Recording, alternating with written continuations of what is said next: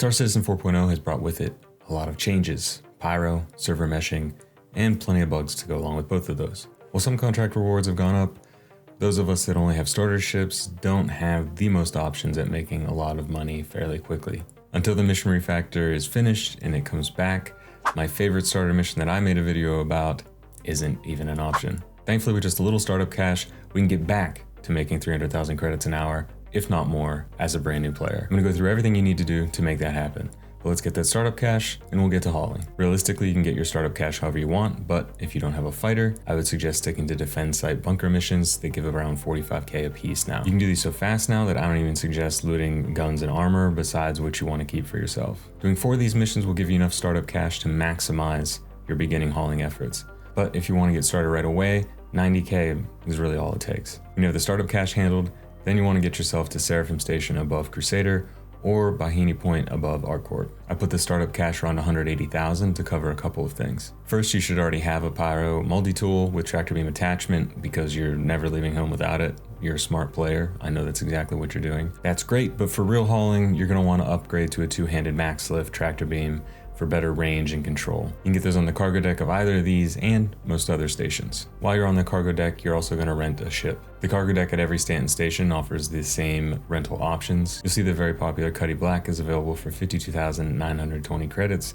but that's only rated at 46 SKU. Other popular cargo ships like the Crusader C1 are available to rent at Area 18. That one is 62,000 and holds 64 SKU with a little bit of extra room. And the Raft is available at Lorville for 70,875. It holds up to 96 SKU, which is actually a bit more than we need here. But if you want to get started right away, there's no better choice than the Hall A. The only downside to ships like the Hall A or even the Raft is that the amount of cargo space they're rated at is the only space you have. Unlike ships with internal cargo bays that have a little bit extra space that you can squeeze out, the external cargo grid is the only place you have to put any cargo.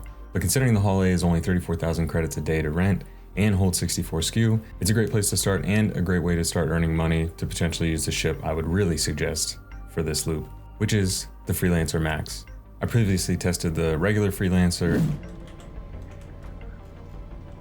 Damn it! Did not like it, would never suggest it. The middle cargo room is completely useless, but the Freelancer Max is going to cost 85,000 credits a day to rent, but is also rated for 120 SKU. Most of that is in the back cargo space, so you never have to worry about using that useless middle room unless you really want to. The extra startup cost is worth the extra space that you get in my mind, both for the ease of loading and also being able to take on bigger containers to complete the loop that we're gonna do. Now, if you wanted, you could get started right now with either your max lift in your Hall A or your Freelancer Max, but we have that extra startup cash for a reason. The Argo Atlas. When I say this thing is worth 75,000 credits, I mean it. You can buy one to own either at the Crusader showroom on Orison or Astra Armada on Arcorp. Out of curiosity, I loaded 10 1-SKU crates, both with a max lift and then the Atlas. I skipped the multi-tool because I didn't even feel like it was worth it, but the Atlas saved me 5 minutes over even the max lift. I think you would agree that anything that'll save you that much time is worth the money spent. But you should still always have either a max lift or a multi-tool with a tractor beam on hand. Learn from my experience, it's always good to have a backup.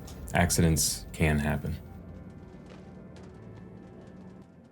Like I said, with the Hall A, there's no extra cargo space, so you have to leave your Atlas behind, which can get a little annoying. It's another reason I like the Freelancer Max. You're gonna be able to bring it with you. To do that though, you're gonna wanna send your ship down and then bring the Atlas up, set it off to the side, and then bring your ship back up wherever you are. If you're just starting hauling, you may not have the planet side to station missions we're looking for, but after I cover them, you'll see what can be grabbed and you'll soon have enough rep for that larger cargo. If you are just starting out and you only have that intro hauling mission, go ahead and get that out of the way now. I want to say both Crusader and Arcorp have one. I believe it's from the station to the city. And then once you get that out of the way, go ahead and head back up to the station and then get your Atlas out of the back. If you are doing this with the Hall A and the Max Lift, it's going to be a little straightforward. For the rest of this, I'm mostly going to be covering the specifics of the Freelancer Max and Atlas strategy for this loop. But if you want a detailed guide for both, you can check out this video for a full walkthrough of this entire delivery loop. Regardless if you chose Crusader or Arcorp, we're looking for direct, planetary, extra small cargo missions. Both planets offer a few different versions of these, but contracts with that specific title and a payout of 50,000 credits are what you're looking for. There are 6 of them and they'll go from station to main city. This is why we picked Crusader and ArcCorp for this. Person and Microtech have a lot more planet side options, which adds variety, but also time and opens this up to potential bugs. There are loops there that I believe give at least a similar payout, if not maybe a little bit better, but station to city hauling has been the most reliable throughout the past 2 patches. Having only one stop also makes things a lot easier as a beginner. Once you have these contracts available, you're going to accept all 6 of them. Things can get a little bit buggy accepting multiple contracts, so stick to just those 6 for now. If you really want to maximize, sometimes there's another extra small contract for 34K. You can accept that after you've loaded up all the boxes from these 6 contracts. The amount of boxes can vary, but it's usually between 50 and 60. This is where the Atlas comes in. I talked about testing it personally, but if you really want to feel the difference, you can do one of these runs with just the max lift and then try the next one with the Atlas. But you'll see why it's worth it really quick. The Atlas is pretty straightforward, but here are some quick notes on getting the most out of it. Mine hasn't killed me yet, but I've heard people say that to avoid any issues, do not move when you're getting in and out of the Atlas. There is a bug that makes the Atlas unresponsive. If this happens to you, exit the Atlas, move it somewhere with your max lift tractor beam, and then get back in the Atlas, and that should fix the issue. That's just one reason we keep a backup on hand. Sometimes pulling boxes off the ship, there's no overlay on the elevator, or the boxes won't pull overhead to the Atlas like usual. Setting the box down on the ground and picking it back up fixes this. When this happens, I just pull a load of boxes off of the ship, have them all on the ground, and then move them from there onto the cargo elevator, and then repeat. The Atlas will spin boxes while sending it to the marker. This can cause issues if you're too close to the ship, especially when you're hauling bigger crates. Creating a little more distance between you and the ship gives you the space needed. I don't know why the Atlas spins boxes either. Just fancy, I guess. Once you have a box in the Atlas beam, right-click tosses the box to the placement marker. This can be useful for getting boxes up into the ship after you're out of grid spots, or just getting them closer so that you can then load them in with the max lift. The Atlas can take a little getting used to, but after a couple of runs, I never want to do larger cargo holes without it. Only other notes I have for loading, you're going to find your groove doing this however you want to, but I find it useful to have a kind of back line, find where the edge of the cargo bay is so that I know what I'm aiming for as I'm loading boxes into the ship. Once you have your 6 contracts loaded up, and if you have your Atlas with you, put that on the ship, make your way out of the station and land planet side to reverse the process. I try to land in a way that minimizes the distance to the elevator since I got used to that, but it's still worth it even with the extra power of the Atlas. Similar to how I load the cargo bay in the ship, I like to give myself a backline marker and go from there on the cargo elevator. Once everything's loaded up on the elevator, send it down and get paid. There you go, you're 300K richer. Nice, relaxing gameplay. Some issues to be aware of, it wouldn't be Star Citizen without some. As I mentioned, accepting too many cargo contracts might cause spawning issues at the station. Just accepting the 6, I haven't had any issues. But if you do have problems with spawning, you can abandon the contracts without worry, as the no rep loss on cargo contracts from 3.24 is still in the game as of 4.0.1.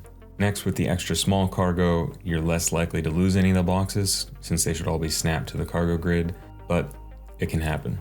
For the sake of time and your sanity, you can submit partially complete hauling contracts on the accepted page. If it is partially delivered, you will receive partial payment. And it does seem directly related. How much you delivered decides how much you get paid. Now, to complete the loop and avoid getting stuck planet side with faulty elevators, grab contracts going from the city back up to the station. There isn't a stack of them like coming down from the station, but I found a direct small and direct medium fit nicely into the max with enough room for your Atlas. This is where the Haul A falls a little short on this loop. You can't fit both of these contracts on the Haul A for your return trip. You could leave part of it and bring it back up the next time, or like I did once, you can take what you can fit and then just complete the medium cargo contract to get a partial payout. Just so you know, you can still make some return money with the Haul A, just not the maximum amount in one trip. Repeat the hauling process back up to the station, and that's another 100,000 credits for over 400,000 credits per loop, and maybe per hour or just over, depending on how good you get at cargo hauling and how handy you are with the max lifts and the Atlas. By the time you deliver that return shipment to the station, those extra small 50K contracts should be available again. And then repeat until rich enough to buy whatever ship you're after, whether it's a vulture for easy salvage money, a fighter so you can actually survive in pyro, or your very own cargo ship to do more advanced shipping routes. This is currently the best way I've found for absolutely anyone to get into mid-game in 4.0. Is it the most exciting gameplay? No, but it is relatively quick, reliable, and safe, and easy. And that's a good option to have. As always, let me know if you have any questions below. Like I said earlier, feel free to check out the guide/walkthrough for this loop here. Feel free to catch me live on twitch.tv/theyngprince, where I play Star Citizen, other survival crafting and sim games, and exciting challenges every Sunday, if not more often. Or you can just catch me live here. I'm doing both most times. Be sure to subscribe if you want more videos like this. Coming up soon, I'm going to check out rock mining, which you can also do via rentals. And I'm going to find out if it's something I would suggest to new players or beginners or anyone. I have my doubts. But until next time, I'll see you out there.